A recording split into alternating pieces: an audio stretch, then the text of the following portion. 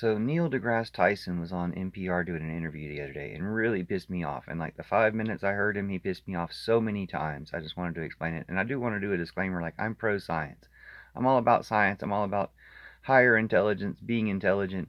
I'm reminded of rest in peace to the Higgs boson guy, Higgs, I guess, who suggested the Higgs boson in 1964, I think they said. And science eventually proved it in the 90s or 2000s or 2000 teens and gave him the Nobel Prize. um, that's kind of my problem with science is how hard science sticks to the conventional views and how reluctant science is to admit new ideas. I'm all about being a new idea person.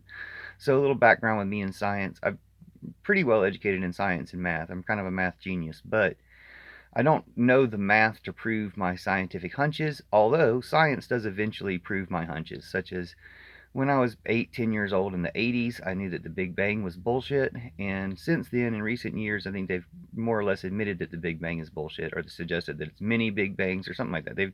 They've modified their Big Bang model.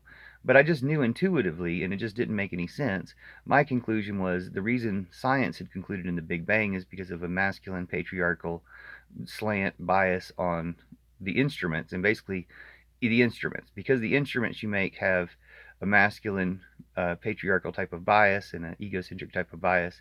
The way we measure things and the conclusions we draw from the measurements can lead to a patriarchal and masculine view of the world and the universe when that can be dangerously misleading, such as giving you the idea of the Big Bang, which is kind of a personification of what men do, if you want to put it that way. But there is no Big Bang. Everything didn't come out of one spot. And the other conclusions that science makes based upon that are also wrong. And Neil deGrasse Tyson got into a couple of those, like the death of the universe. I think they used to say the universe was going to expand and then start contracting and contract into a big collapse, like it used to, to bookend the Big Bang. Again, doesn't make any sense, but they used to insist on that because that's their conclusions from their assumptions and their measurements and the tools they use.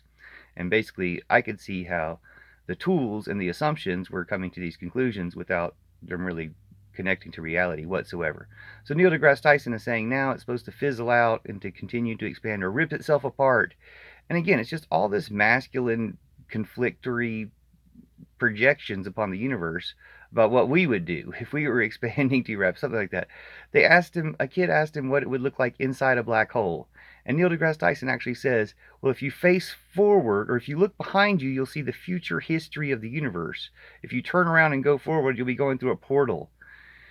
That's why science fiction always talks about portals. And he was down with that. Like he was reinforcing that as if in saying that when he dies, he wants to be sent to a black hole, as if that could happen, suggesting all this science fiction type of stuff. But when somebody asked him about aliens or about um, radio bursts, frequent radio bursts, he's like, well, we have to rule out aliens most. Like we have to rule out every other possibility before we ever even consider aliens. And this just goes to show that there's an agenda for hiding aliens.